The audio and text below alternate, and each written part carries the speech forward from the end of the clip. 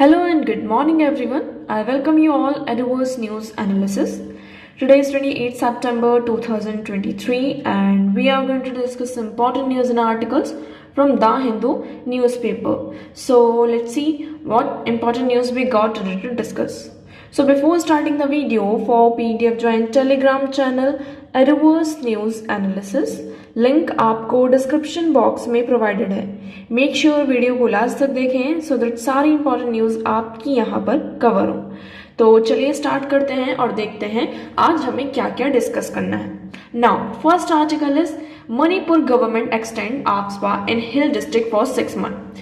अब मणिपुर की गवर्नमेंट ने क्या किया है, वहां पर मणिपुर में जो आपकी स्पेशल आर्म फोर्स है उसको यहाँ पर एक्सटेंड कर दिया. उनका जो इम्पोजिशन है 6 months के लिए उसको और बढ़ावा दे दिया है. अब ऐसा क्यों होता है? ये जो आर्म फोर्सेस होती हैं इनके पास कुछ स्पेशल पावर होती हैं, स्पेशल पोजीशन होती है इनकी. जैसे कि जो नॉर्मल पुलिस है, हम नॉर्मल पुलिस की बात करते हैं, आपकी जो स्टेट पुलिस होती है वो कई काम ऐसे नहीं कर पाते हैं. इंटरनल डिस्टर्बेंस इतना ज़्यादा हो जाता है कि वो उस चीज़ को संभाल नहीं पाते. On that case central government या फिर आपकी जो स्टेट गवर्नमेंट होती है वो यहाँ पर स्पेशल आर्म फोर्स यहाँ पर एम्प्लॉय करती हैं. ओके, इसी के चलते आप सभी को पता है कि मणिपुर में कितना ज़्यादा यहाँ पर इंटरनल डिस्टर्बेंस चल रहा है. तो जब भी कहीं पर भी इंटरनल डिस्टर्बेंस का इशू आता है ऑन दैट उस केस में क्या होता है, आपके जो ये स्पेशल आर्म फोर्सेस होती हैं उनको वहां पर डिप्लॉय किया जाता है. अब इनके पास क्या क्या स्पेशल प्रोविजन है, ऐसा क्यों किया जाता है, इसके बारे में हम देख लेते हैं क्योंकि ये अभी न्यूज में है और ये कंटिन्यूसली जो ये आफ्सपा है ना आपका बहुत दिनों से न्यूज में है. तो ये जो टॉपिक है ये आपके लिए इंपॉर्टेंट हो जाता है, इसके बारे में हमें पता होना चाहिए. तो आप इसके बारे में देखेंगे ये क्या है आपका arm forces special power act. इसको हम आफ्सपा भी कहते हैं. इसका ओरिजिन कब होता है? इसका ओरिजिन होता है, हम अपनी हिस्ट्री देखते हैं. 1942 में आपका क्विट इंडिया मूवमेंट होता है. So in the response of quit India movement यहाँ पर जो आपकी ब्रिटिश गवर्नमेंट होती है वो उसको क्या करती है, इस एक्ट को लेकर आती है arm force special power act, जिसके तहत यहाँ पर क्या होता है, जैसे कि बहुत ज्यादा डिस्टर्बेंस हो रहा था उस चीज पर जो हमारी पुलिस थी वो उस डिस्टर्बेंस को, आपकी जो मॉब थी उसको यहाँ पर संभाल नहीं पा रही थी. इसी के चलते यहाँ पे स्पेशल आर्म फोर्सेस डिप्लॉय की गई और इनको कुछ स्पेशल पावर भी दी जाती हैं. स्पेशल पावर किस तरीके से दी जाती है, स्पेशल पावर की बात करते हैं तो ये क्या कर सकती हैं, बिना वारंट के आपको अरेस्ट कर सकती है. अगर आप यहाँ पर फोर्सेस, ये अपने फोर्सेस का यूज कर सकती हैं. यहाँ पर कोई भी पर्सन ऐसा एक्ट कर रहा है जिसको ऐसा एक्ट नहीं करना चाहिए तो वो उसको तुरंत ही अरेस्ट कर सकते हैं विदाउट एनी वार्निंग. ये सब कर सकते हैं. कॉन्ट्रावेंशन ऑन एनी लॉ और order for the time being in force in the disturbed area prohibiting the assembly of 5 or more person carrying a weapon. और यहाँ पर फॉर एग्जाम्पल कुछ लोगों का ग्रुप है ना, और वो पर्सन यहाँ पर वेपन को कैरी कर रहे हैं, ठीक है, तो इस केस पर भी वो क्या कर सकते हैं, इनको यहाँ पर अरेस्ट कर सकते हैं. यहाँ पर ये जो पर्पस है इनका क्या है कि विदाउट वारंट ही अरेस्ट कर सकते हैं. ये जितने भी आर्म्स है, सप्लाईज हैं, उनको यहाँ पे डिस्ट्रॉय कर सकते हैं. किसी भी शेल्टर को यहाँ पे डिस्ट्रॉय कर सकते हैं. अगर इन्हें लगता है किसी भी पर्सन के ऊपर सस्पिशियस है, कुछ भी प्रेमाइसेस के ऊपर या सस्पिशियस है किसी पर्सन के ऊपर, तो उनके ऊपर वहां पर वो एंटर कर सकते हैं और सर्च कर सकते हैं. तो ये कुछ स्पेशल पावर है हमारी आर्म फोर्सेस की. अब ये कब आता है हमारा 1942 में, जब क्विट इंडिया मूवमेंट होता है. तो in that response British government इसे प्रोमलगेट करती है. फिर आपका इंडिपेंडेंस हो गई. अब ये बात आती है कि ये हमारा ब्रिटिश लॉ था, मतलब कि इंडिपेंडेंस के पहले का लॉ है, क्या इसे कंटिन्यू करना सही रहेगा? तो आप देखेंगे after independence prime minister Jawaharlal Nehru decided to retain the act which was first brought in an ordinance and then notified as an act in 1958. उसके बाद इंडिपेंडेंस के बाद क्या होता है, हमारे जो first prime minister Jawaharlal Nehru ji होते हैं वो ये कहते हैं कि हमें इस एक्ट को रिटेन करना चाहिए. इसी के चलते पहले आपका फर्स्ट ऑर्डिनेंस आता है, देन 1958 में इसको एक्ट की तरह नोटिफाई किया जाता है. Okay, so the arm force special power act enacted in the year 1958. तो arm force special power act कब आपका इनेक्ट होता है? 1958 में. Grant extraordinary powers and immunity to the arm forces to bring back order in the disturb areas.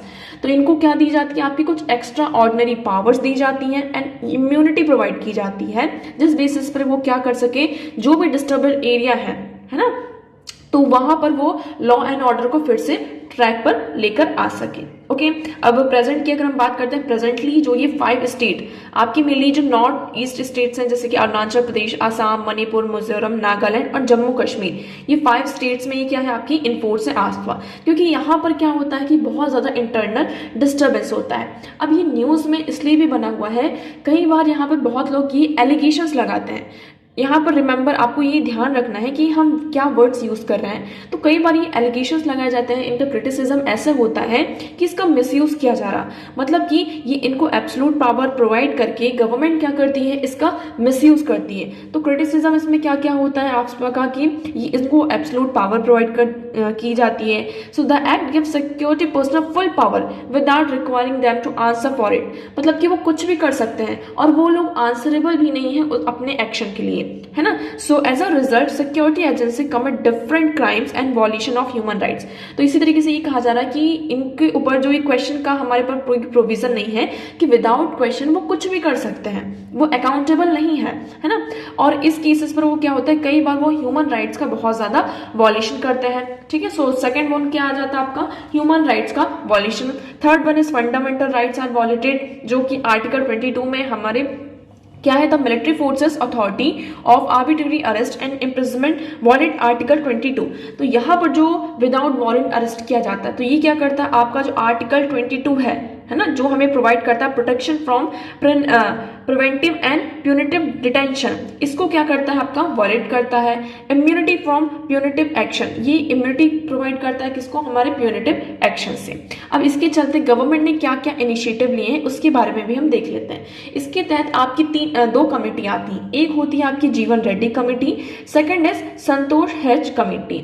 जीवन Reddy committee यहाँ पर क्या करती है, सो central government constituted a 5 member committee led by Justice BP Jeevan Reddy in November 2004 to access the provision of the act in the North East states। तो यहाँ पर जो आपके नॉर्दर्न ईस्ट स्टेट्स हैं, नॉर्थ ईस्टर्न स्टेट्स हैं, वहां पर मतलब कि इसको कैसे एक्सेस करना है, आपकी जो स्पेशल आर्म फोर्स है उसका कैसे एक्सेस होना है, इसके द्वारा यहाँ पर एक कमेटी कॉन्स्टिट्यूट की जाती है। ये कॉन्स्टिट्यूट यहाँ पे अब कमेटी यहाँ पे सजेस्ट करती है दैट आप सब be abolished and that relevant measures be added to the unlawful activity prevention act of 1967।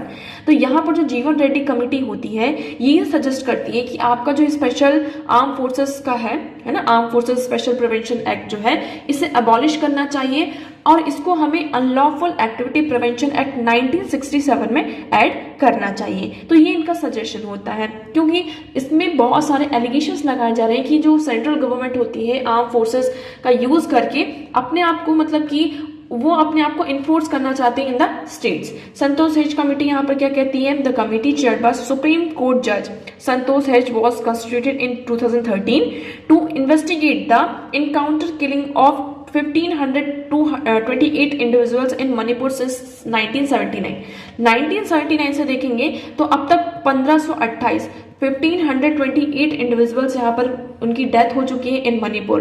तो इसी चीज को इन्वेस्टिगेट करने के लिए आपकी इस कमेटी को यहाँ पे कॉन्स्टिट्यूट किया जाता है। अब यहाँ पर ये कहा जाता है कि जो ये इनकाउंटर्स हुए हैं 5 आउट ऑफ 6 जो इनकाउंटर्स हुए हैं वो रियल नहीं है ना, मतलब उसको रियल बनाया गया है but that is not real.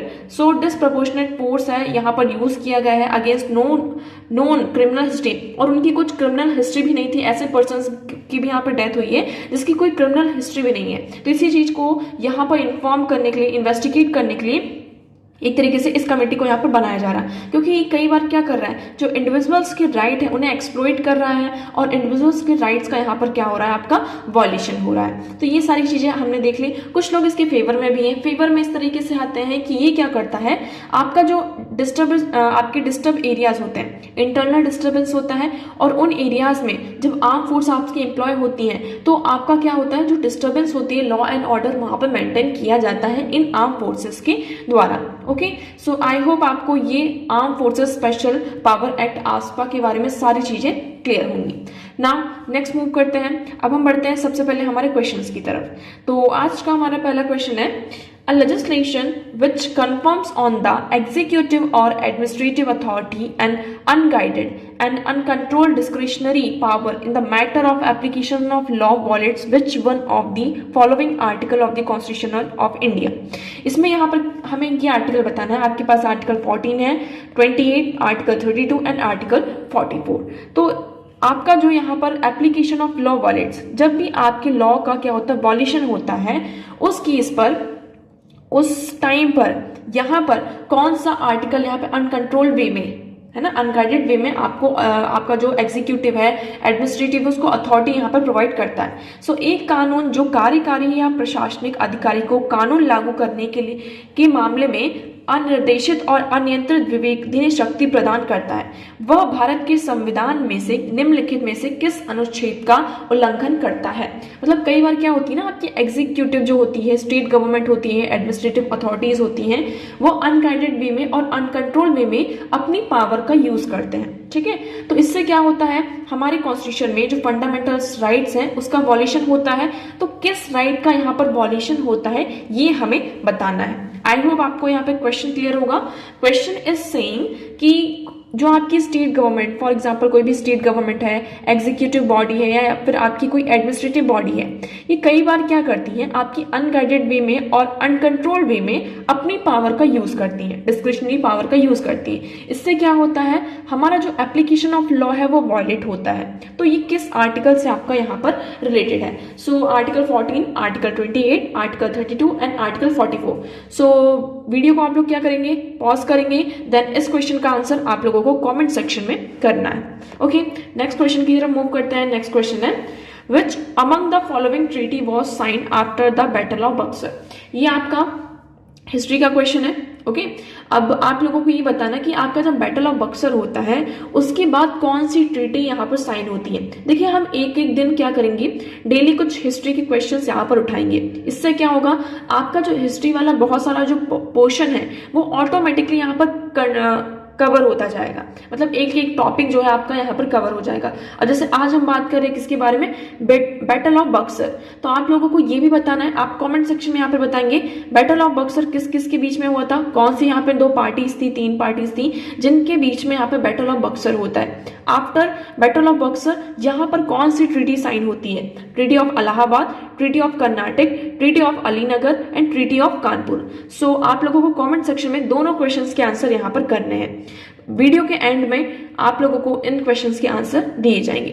तो चलिए नेक्स्ट पढ़ते हैं। हमारा नेक्स्ट आर्टिकल है, आज का हमारा नेक्स्ट आर्टिकल है द G20 स्क्रीन ओवर मजदूर देयर राइट्स।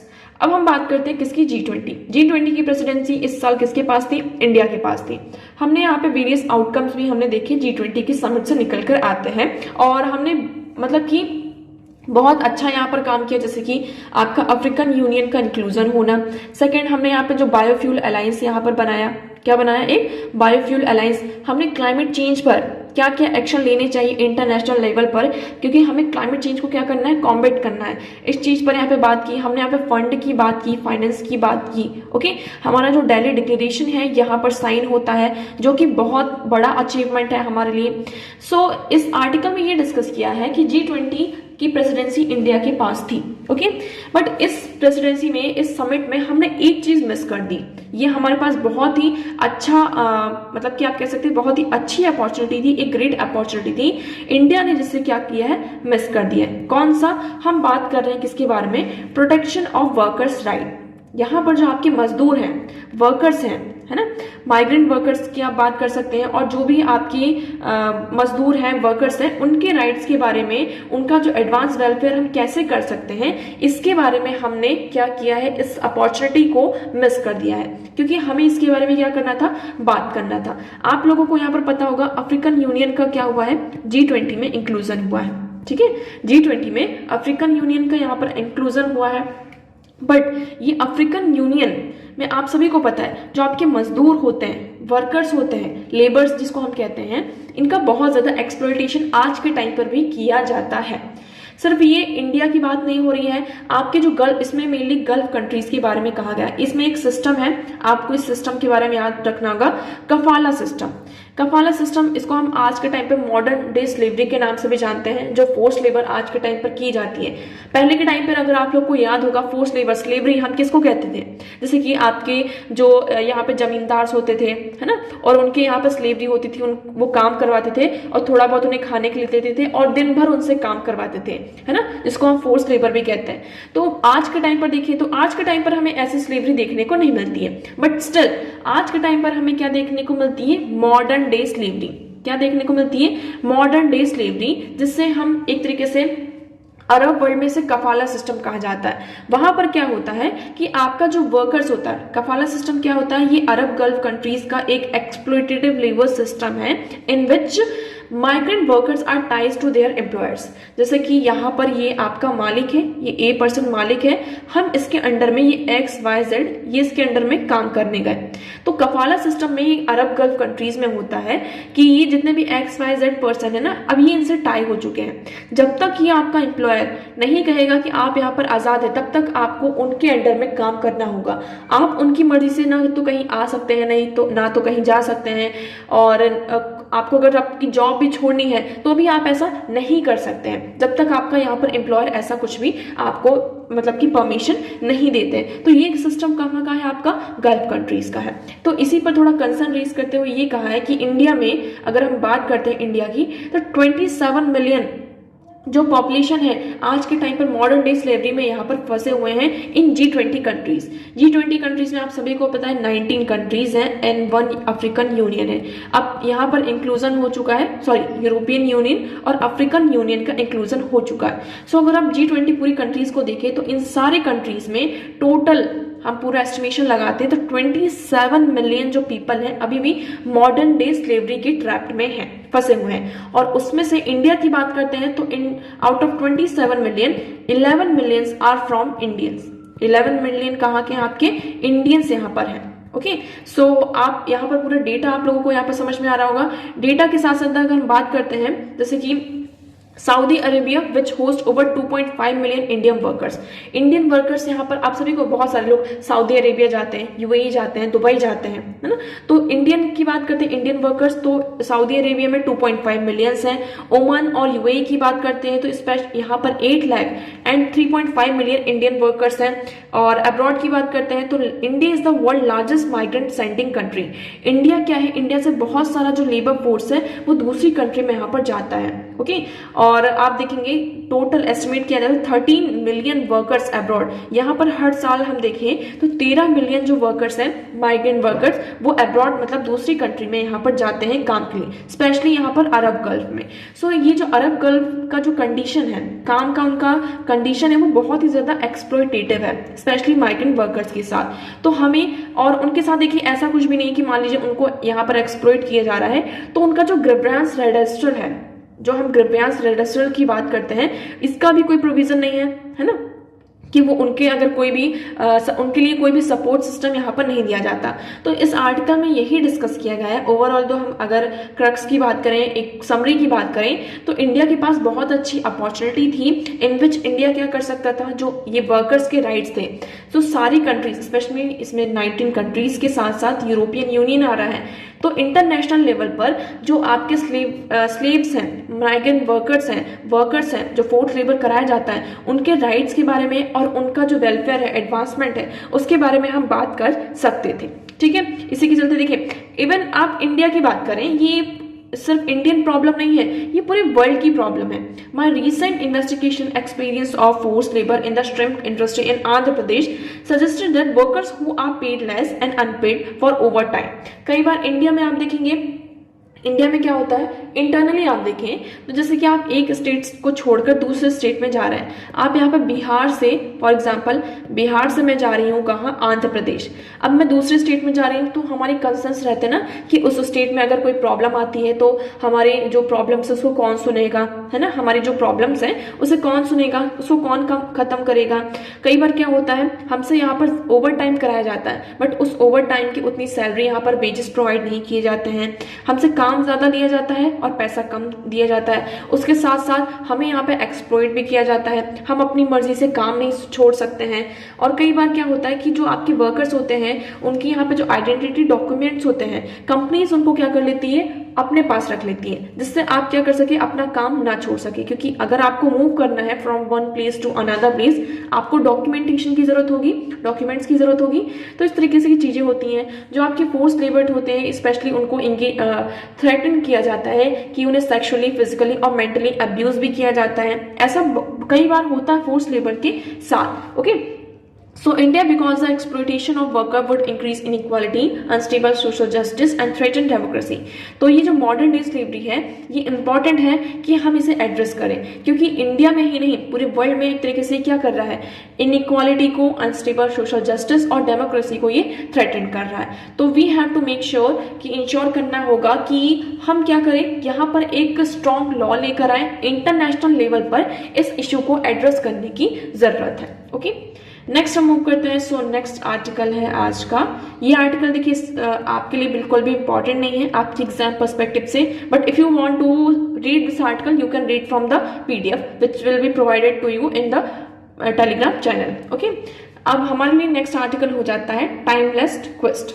अब आप सभी को पता होगा, हमने कुछ दिनों पहले एक आर्टिकल डिस्कस किया था, ये नासा का मिशन था। नासा का कौन सा मिशन है, ओसिरिस रेक्स। यहाँ पर एक स्पेस क्राफ्ट था जिसको यहाँ पर 2016 में नासा ने क्या किया था, ये मिशन आपका 2016 में हुआ था।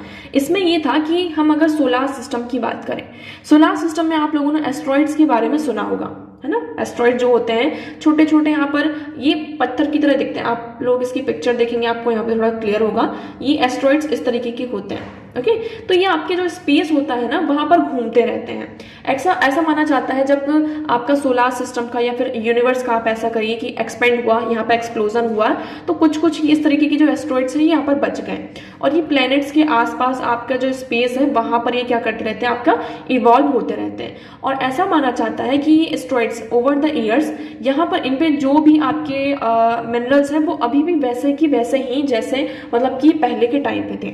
इसलिए इसकी स्टडी करने के लिए नासा का एक ही मिशन था। इस मिशन का नाम क्या था, ये स्पेसक्राफ्ट की अगर हम बात करते हैं, ओरिसिस। ठीक है, तो ये आपका यहाँ पर क्या होता है, आपका ओरिसिस होता है। इसमें यहाँ पर जो आपका बेनो नाम का एक एस्ट्रॉइड्स होता है, उसकी स्टडी की यहाँ पर बात की गई। सो NASA launch Osiris REX Origin Specular Interpretation Resource Identification and Security Regulatum Exploration in 2016. 2 years later, scientists worked to place it into the orbit around the Bennu at an altitude of just 2 km. Bennu itself was zipping through a space of 28 km per second on October 2022. Osiris Rex landed just longer enough to grab a sample of asteroids from the pre-identified spot before flying back up. तो यहाँ पर 2016 में इसको launch किया जाता है। ठीक है, 2016 में ये नासा का आपका मिशन होता है, जिसमें जो आपका बेनु एस्ट्रॉइड होता है उसकी स्टडी करने के लिए, मतलब उससे सैंपल लाने के लिए बात की जाती है। फिर 2 साल पहले इसका कुछ सैंपल आता है। फिर से यहाँ पर क्या होता है, ये जो आपका स्पेस क्राफ्ट है उसने कुछ सैंपल यहाँ पर कहाँ, नासा के जो सैंपल्स हैं उसको अर्थ में यहाँ पर मतलब भेजे हैं। So after years of anticipation and hard work of NASA's OSIRIS REx Origin Spectacular Interpretation Resource Identification and Security Regolith Explorer Team capsule of rocks and dust collected from asteroid Bennu finally is on earth. तो उससे वहां पर जो आपका asteroid बेनु है, वहां से जो डस्ट है, रॉक्स है, जो कैप्सूल्स वगैरह है, इसको यहाँ पर क्या किया गया, आपका कलेक्ट किया गया है, और ये इस फॉर्म में आपका अर्थ में आ चुका है। ठीक है, अब इसको यहाँ पर ले जाया गया, इसकी पूरी रिकवरी यहाँ पर की जाएगी, और इससे यहाँ पर पूरी स्टडी की जाएगी कि उसमें मतलब कि कैसे कैसे मिनरल्स यहाँ पर पाए जाते हैं। ओके, नेक्स्ट अगर हम बात कर लेते हैं एस्ट्रॉइड बेनु के बारे में, तो बेनु क्या है, आपका एक एंशिएंट एस्ट्रॉइड है, currently more than 200 million miles from earth से ये 200 मिलियन माइल्स आपका क्या है, दूर है। So it is about as tall as Empire standing building US and named after the Egyptian deity. The asteroid was discovered by the team from NASA-funded Lincoln Near Earth Asteroid Research Team in 1999. 1999 में इस asteroid को यहाँ पर NASA funded जो Lincoln अर्थ near asteroid research team है उसके द्वारा इसको डिस्कवर किया जाता है। मिशन के बारे में बात कर लेते हैं, तो ये यूनाइटेड स्टेट का first asteroid sample return mission था। मतलब कि हमने एस्ट्रॉइड से सैंपल को कलेक्ट किया नासा ने, और उसको यहाँ पर अर्थ में फिर से लेकर आए। ठीक है, तो ये आपका यूनाइटेड स्टेट का फर्स्ट एस्ट्रॉइड मिशन था, जिसमें उनका एम ये था कि जो भी आपके प्रिस्टीन अल्टरनेट्स हैं, सैंपल्स हैं एस्ट्रॉइड से, उसको एस्ट्रॉइड से लेकर फिर से अर्थ में आना है for the scientific study. Okay, so इसको लॉन्च किया गया था कब, 2016 में, for the journey of Bennu. The mission is essentially for 7 year long, will conclude when the least 60 gram of sample are delivered back to earth. तो ये यहाँ पर आपका 7 साल का लॉन्ग जर्नी रही है, जिसमें हमने बहुत सारे जो सैंपल्स हैं, स्पेशली 60 ग्राम्स ऑफ सैंपल्स को यहाँ पे कलेक्ट किया है और डिलीवर किया है अर्थ में। ओके, सो ये आर्टिकल आई होप आपको यहाँ पे क्लियर होगा। नेक्स्ट हम मूव करते हैं। अब हमारा नेक्स्ट आर्टिकल है from women's reservation to gender equality. अब देखिए यहाँ पर वुमेन्स रिजर्वेशन की बहुत ज्यादा बातचीत हो रही है। ठीक है, वुमेन्स रिजर्वेशन, इसमें ये कहा जा रहा है वुमेन रिजर्वेशन तो आ गया है, बट उसके साथ साथ हमें किसकी तरफ बढ़ना है, एक तरफ जेंडर इक्वालिटी की तरफ भी हमें बढ़ना है ना। विमेंस के रिजर्वेशन की अगर हम बात करते हैं, सबसे पहले क्या आ जाता है, इससे क्या होगा, विमेंस का participation in the political sphere, parliament में वो इंक्रीज होगा। अगर हम एक डेटा आपके सामने आया है कि data from the inter parliamentary union, आपकी ये रिपोर्ट है, उसमें ये कहा जा रहा है कि इंडिया में पार्लियामेंट में, इंडिया के जो पार्लियामेंट है वहां पर विमेन का जो रिप्रेजेंटेशन है वो कितना है, ओनली 15%। ओके, इवन इंडिया की अगर हम काउंटिंग करें 193 जो कंट्रीज है उसमें से इंडिया की जो रैंकिंग है वो कितनी है, 143। हम यहाँ पर साउथ अफ्रीका, पाकिस्तान, केन्या, इन कंट्रीज से भी यहाँ पर क्या है, पीछे है in the representation of women. उसके चलते यहाँ पर जो विमेन रिजर्वेशन बिल आपका यहाँ पर आया है, ये बहुत ही अच्छी अपॉर्चुनिटी है। हम देखते हैं जिसमें क्या होगा, विमेन का जो रिप्रेजेंटेशन है वो आगे बढ़ेगा। देखिए, इससे पहले विमेन को और कहीं रिजर्वेशन मिला है, तो आप कह सकते हैं हाँ, जो 73rd and 74th constitutional amendment act होता है, जिसके अंदर पंचायत में आपका और जो म्यूनिसिपैलिटीज में 33% का प्रोविजन है विमेन को प्रोवाइड किया गया है, कि 33% रिजर्वेशन यहाँ पर दिया गया है। ठीक है, तो इससे हमने ये देखा कि देखिए बहुत बड़े प्रैक्टिकल लेवल पर हम ये देखेंगे कि इतना ज्यादा इसका इम्प्लीमेंटेशन होता हुआ नजर नहीं आ रहा। विमेन यहाँ पर इलेक्शन तो लड़ रही है, कंडक्ट हो रहा है, वो इलेक्शन में कर रही है, बट जो मेन जो कमांड होती है वो किसके हाथ पर होती है, उनके मेल पार्टनर पर होती है। बट स्टिल हम कहीं ना कहीं देख रहे हैं कि जैसे कि क्या होता है, हम कोई भी स्कीम लेकर आ जाते हैं और कुछ भी लेकर आते हैं, योजना लेकर आते हैं, कोई स्कीम लेकर आते हैं, कोई एक्ट लेकर आते हैं, तो उसका जो इम्प्लीमेंटेशन होना चाहिए वो प्रैक्टिकल लेवल पर होना चाहिए। सबसे पहले हमें ये इंश्योर करना होगा। ठीक है, तो हम अभी किसकी बात कर रहे थे कि 73rd एंड 74th जो हमारा कॉन्स्टिट्यूशनल अमेंडमेंट होता है, जिसमें लोकल बॉडीज को क्या किया है, आपका लोकल बॉडीज में वुमेन को यहाँ पर रिजर्वेशन प्रोवाइड किया गया। तो इससे क्या हुआ, वुमेन का जो रिप्रेजेंटेशन है, पार्टिसिपेशन है इन द गवर्नमेंट्स, वो कहीं ना कहीं आप देखेंगे वो इंक्रीज हुआ है। अब धीरे धीरे क्या हो रहा है, फॉर एग्जाम्पल जब स्टार्टिंग में ये चीज आई होगी तो इतना ज्यादा अवेयरनेस नहीं रही, बट धीरे धीरे अब वुमेन भी क्या हो रही, अवेयर हो रही है कि नहीं, ये उनका राइट है, ये उनको प्रोवाइड किया गया है। तो अब उनका जो पार्टिसिपेशन है वो आप लोगों ने बहुत सारे ऐसे केसेस देखे होंगे कि विमेन यहाँ पर क्या कर रही हैं, अपनी जॉब छोड़कर वो इलेक्शन कंडक्ट कर रही है, सरपंच का इलेक्शन यहाँ पर लड़ रही हैं। ठीक है, तो ये हमारे लिए एक अच्छी अपॉर्चुनिटी है। हम यहाँ पर इस रिजर्वेशन से, इस बिल से ये इंश्योर कर सकते हैं कि ये प्रैक्टिकल लेवल पर क्या होगा, आपका इम्प्लीमेंट होगा। सेकंड हम बात कर रहे हैं किसकी, यहाँ पर डे लिमिटेशन की आपकी एक्सरसाइज होगी, क्योंकि अभी क्या है, इसका जो इम्प्लीमेंटेशन ये कहा जा रहा है कि पहले क्या होगा, आपका डे लिमिटेशन होगा, है ना, और उसके बाद जो आपका जो नेक्स्ट इलेक्शन होगा 2029, आप यहाँ पर मान लीजिए, वहां से क्या होगा, इस बिल का यहाँ पर इम्प्लीमेंटेशन होगा। थर्ड हम बात करते हैं यहाँ पर किसका, सोशल लेवल पर, मतलब कि सोसाइटी के बेसिस पर, सोसाइटी में भी इसका क्या होना चाहिए, इम्प्लीमेंटेशन होना चाहिए, है ना। लोग यहाँ पर सोसाइटी, कई बार क्या होता है, ठीक है हम बिल तो लेकर आ गए, लेकिन सोसाइटी उसको एक्सेप्ट नहीं कर पाती कि पार्लियामेंट में आपकी यहाँ पर विमेन का रिप्रेजेंटेशन हो, है ना। मेन प्रॉब्लम हमारी सोसाइटी की ही है। इस सोसाइटी क्या होती है, किसी भी जो चेंजेस आते हैं उसको एक्सेप्ट नहीं कर पाती है, वो अपनी तकियानुसी, जो भी उनके पुराने ख्यालात हैं, वो इसी चीज को कंटिन्यू करना चाहती हैं। इस बार इसीलिए हम क्या देखते हैं कि विमेन इतनी ज्यादा यहाँ पर क्या होती है, आपकी पिछड़ी हुई होती हैं। इसलिए यहाँ पर सोशल लेवल पर भी क्या होना होगा, हमें एक्सेप्टेंस लाना होगा, ताकि ज्यादा ज्यादा, जितनी ज्यादा यहाँ पर एक्सेप्टेंस होगी उतना ज्यादा यहाँ पर विमेन का क्या होगा, आपका रिप्रेजेंटेशन देखने को मिलेगा।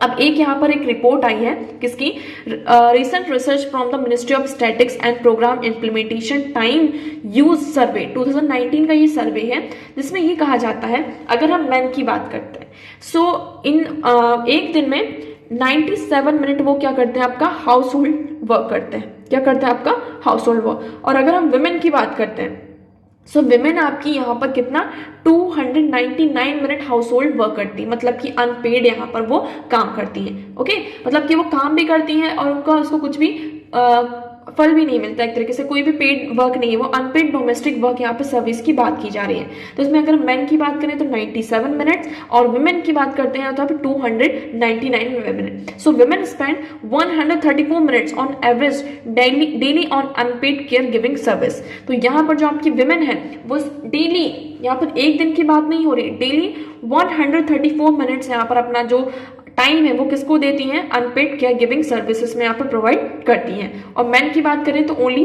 76 minute they spend in the unpaid household work. तो इसलिए ये कहा जा रहा है कि ये जो एक पैट्रियार्कल सोसाइटल माइंडसेट है इसे भी हमें चेंज करने की जरूरत है। जब तक यहाँ पर ये जो माइंडसेट है, जब तक यहाँ पर वुमेन का फुली इफेक्टिव पार्टिसिपेशन हमें देखने को नहीं मिलेगा, तब तक हम यहाँ पर जेंडर इक्वालिटी की तरफ मूव नहीं कर सकते हैं। तो ये बिल के साथ साथ हम कहाँ किस तरफ मूव कर रहे हैं, एक जेंडर इक्वालिटी की तरफ भी मूव कर रहे हैं।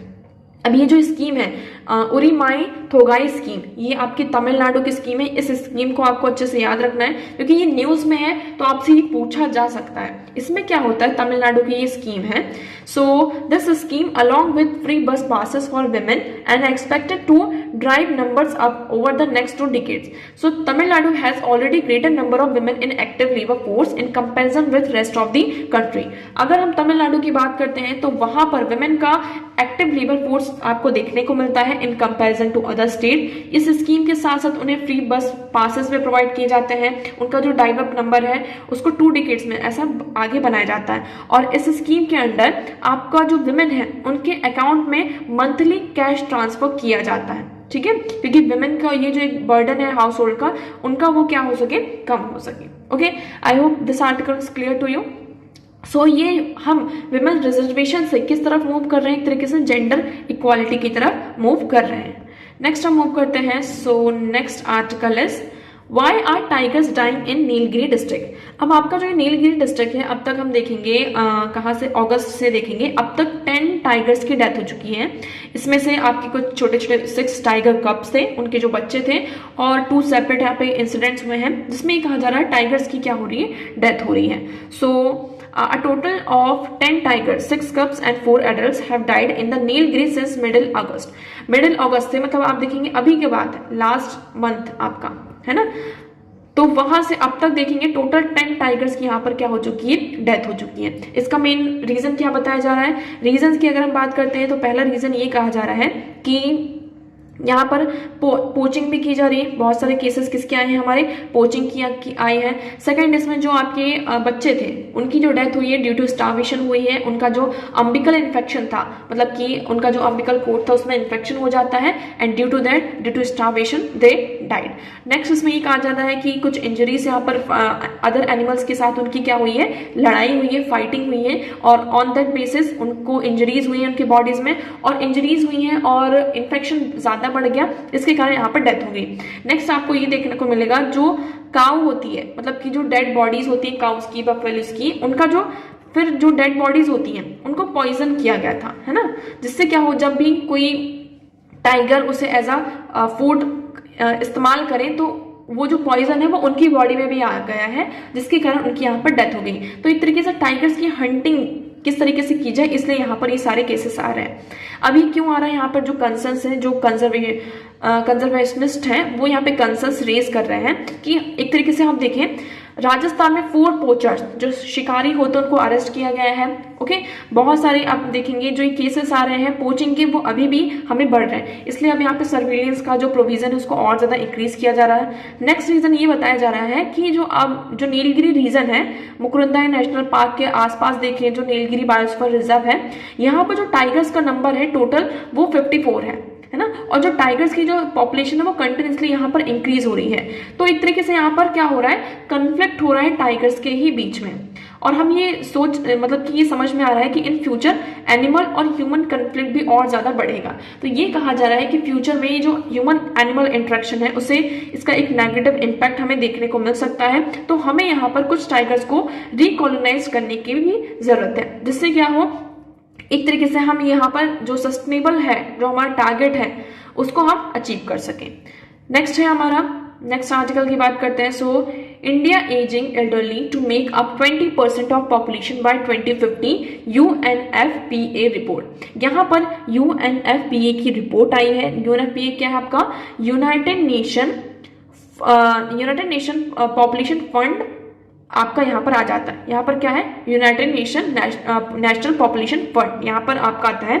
इसके तहत ये बताया जा रहा है 2030 की रिपोर्ट है कि इंडिया में एजिंग जो हो रही है वो ज्यादा हो रही है। पहले हम देखते हैं कि आपकी जो लाइफ एक्सपेक्टेंसी थी वो बहुत ज्यादा कम थी, है ना।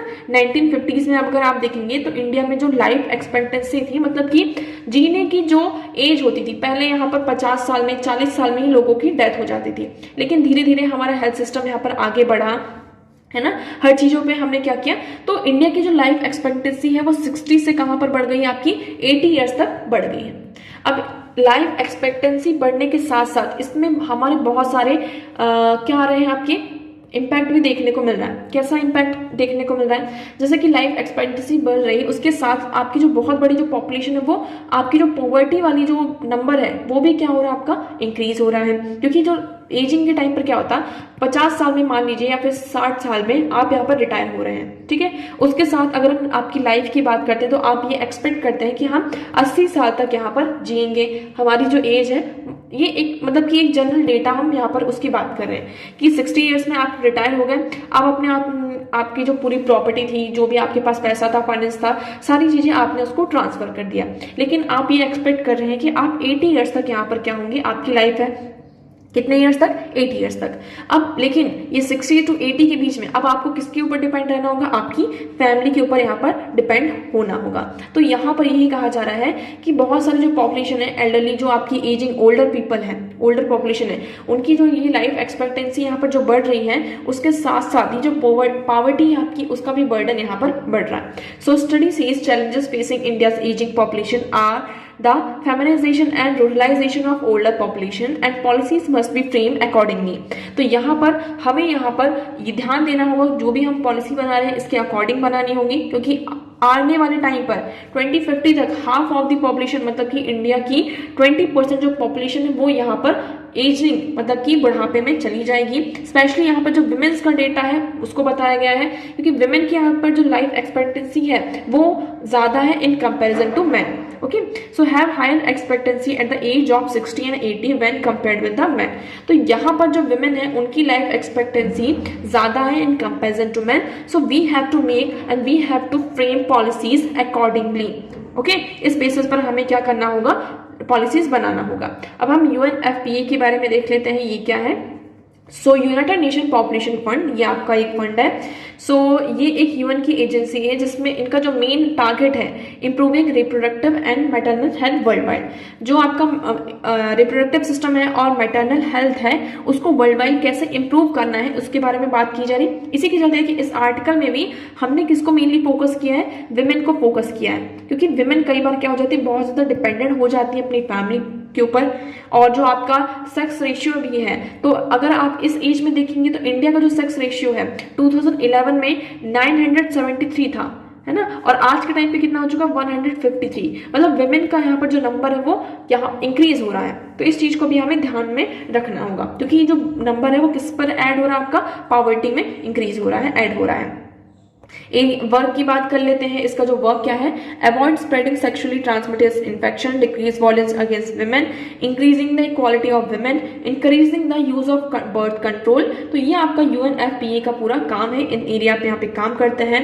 ये जो आपका इनका यूजेस है, ह्यूमन राइट बेस्ड अप्रोच है, programming to address the transformative goals. इनके 3 ट्रांसफॉर्मेटिव गोल्स हैं। इसके लिए मतलब कि इसको अचीव करने के लिए क्या क्या यहाँ पर हमारी अप्रोच होनी चाहिए उसके बारे में बात कर लेते हैं। जैसे कि 0 प्रिवेंटेबल मैटरनल डेथ, मतलब कि कई बार मैटरनल डेथ का मतलब होता है जब विमेन यहाँ पर उनकी डिलीवरी होती है तो उस टाइम पर क्या होता है, माँ की कई बार डेथ हो जाती है। तो इसको हम कैसे प्रिवेंट करें, 0 जेंडर बाइज्ड वायलेंस, आपका जो विमेन के साथ वायलेंस होता है उसको हमें खत्म करना है। 0 unmet need for family planning. Okay, तो जो फैमिली प्लानिंग है उसमें यहाँ पर विमेन का भी से होना चाहिए। नेक्स्ट हम और बात करते हैं इसके बारे में। तो आपका जो UNFPA है, support program more than 144 countries, ये 144 कंट्रीज हैं, 4 ज्योग्राफिकल रीजन जैसे कि Arab states, Europe, Asia, the Pacific, Latin America and Caribbean and sub Saharan African region में ये क्या करता है, आपका एम्प्लॉय है। अराउंड क्या अगर हम बात करते हैं, ये जो हमारे 3 सस्टेनेबल डेवलपमेंट गोल्स हैं उस पर मेनली ये फोकस करता है।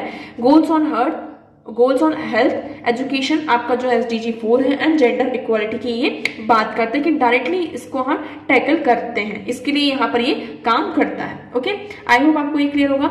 अब इसी से रिलेटेड आपका एक और क्वेश्चन है, आप लोग इस क्वेश्चन का आंसर यहाँ पर करेंगे। Consider the following statement with reference to united national fund population fund. हम यहाँ पे किसकी बात कर रहे हैं, UNFPA की। इसके बेसिस पर आपको कुछ स्टेटमेंट्स दी गई हैं और आपको ये बताना है in which statement is correct और which are incorrect. So first statement is saying united nation population fund is a UN agency under the administration of the united nation development fund. Second है UNFPA is a founding member of the united nation development group. क्या ये founding member है आपका UNFPA का। Next है आपका UNFPA is a world largest multilateral source of funding for population and reproductive health programme.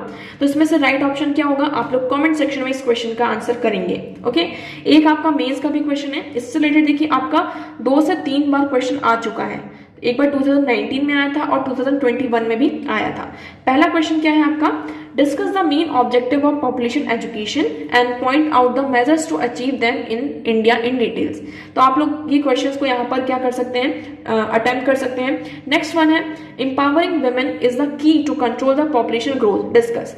अगर हम वुमेन को एम्पावर करते हैं, इससे क्या होगा, आपका पॉपुलेशन ग्रोथ कंट्रोल होगा। तो ये बहुत ही इंपॉर्टेंट हो जाता है, तो इसको आपको डिस्कस करना है। 2019 का ये मेंस का क्वेश्चन है, UPSC के द्वारा इसे पूछा गया है, तो आप लोग इन क्वेश्चंस को यहाँ पर अटेम्प्ट कर सकते हैं। इसी तरीके से आपको एक एक टॉपिक को किस तरीके के क्वेश्चन बन रहे हैं आपको लिंक करना है।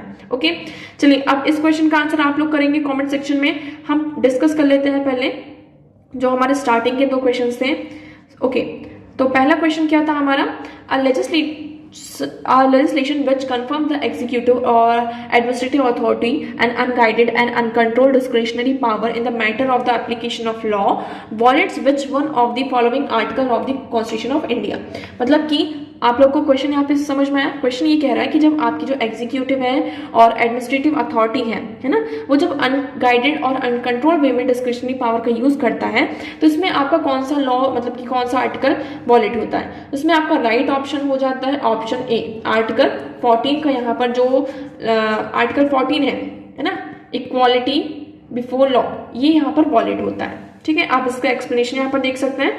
सो article 14 of the Indian constitution says the state shall not deny to any person equality before the law or equal protection of law within the territory of India, है ना। The concept of equality before law is an element of the concept of rule of law. तो equality before law क्या है आपका, एक element है किस concept का, रूल ऑफ लॉ का। ठीक है, तो यहाँ पर इसके अंदर आपके 2 प्रोविजन आ जाते हैं, 2 एस्पेक्ट्स आते हैं। कौन कौन सा, कि absence of arbitrary power. But इसमें क्या हो रहा है कि आपकी जो एडमिनिस्ट्रेटिव अथॉरिटी है और एग्जीक्यूटिव है, वो अपनी डिस्क्रिशनरी पावर का अनगाइडेड और अनकंट्रोल वे में क्या कर रही है, यूज कर रही है। इसलिए इसका क्या होता है, आर्टिकल 14 का आपका वॉल्यूशन होता है। ओके, नेक्स्ट क्वेश्चन क्या है, Which among the following treaty was signed after the Battle of Buxar? Battle of Buxar के बाद कौन सी ट्रीटी आपकी साइन हुई थी, तो आप लोग यहाँ पर बताएंगे। Battle of Buxar के बाद आपकी ट्रीटी साइन होती है ट्रीटी ऑफ इलाहाबाद। ये 16 अगस्त 1765 में between lord Clive and Mughal empire Shah Alam second के बीच में ये साइन होती है। Submit to British in the battle, और ये जो ट्रीटी होती है वो किसको यहाँ पर सबमिट की जाती है, ब्रिटिशर्स को यहाँ पर सबमिट की जाती है। इसमें क्या होता है, जो मुगल्स एम्पायर होते हैं, जो फिजिकल राइट्स होते हैं, दीवानी राइट्स होते हैं, और the right to administer the territory and collect taxes to the East India company. यहाँ पर बंगाल, बिहार, उड़ीसा में मुगल एम्पायर ने क्या किया था, उनके जो दीवानी राइट्स थे, फिजिकल राइट्स थे, वो किसको यहाँ पर ट्रांसफर कर दिए थे, आपके ब्रिटिशर्स को, ईस्ट इंडिया कंपनी को यहाँ पर ट्रांसफर कर दिए थे। ओके, इसके साथ साथ यहाँ पे कंपनी को हर साल 26 लाख रुपीज यहाँ पर मुगल्स को एज अ मतलब कि लीव प्रोवाइड करना था। Awadh was return to Shuja Uddaula but Allahabad and Kora was taken from him. तो इसमें से यहाँ पर जो अवध था वो सुजा उद्दौला को यहाँ पर दे दिया गया था, बट जो इलाहाबाद और कोरा था वो उनसे यहाँ पर छीन लिया गया था। उसके बाद जो नवाब अवध थे उनको 53 लाख रुपीज यहाँ पर बॉन्ड इंडेमनिटी के रूप में ब्रिटिशर्स को देना था। तो बैटल ऑफ बक्सर के बाद आपकी ट्रीटी कौन सी साइन होती है? Treaty of Allahabad. आप लोग कमेंट सेक्शन में बताएंगे treaty of Karnataka, treaty of Alinagar और ट्रीटी ऑफ कानपुर किन किन मतलब कि बैटल्स के बाद यहाँ पर साइन हुई है। तो आप लोग कमेंट सेक्शन में इन क्वेश्चंस के आंसर करेंगे। सो आज के लिए इतना ही। आई होप आपको सारी चीजें यहाँ पर क्लियर होंगी। अगर आपको कोई डाउट लगता है किसी भी चीज से रिलेटेड तो you can ask in comment section. Video कैसा लगा कमेंट सेक्शन में एक बार जरूर बताइएगा। वीडियो को लाइक करना, चैनल को सब्सक्राइब एंड शेयर करना ना भूलें। So that's for all today. Thank you so much for discussion.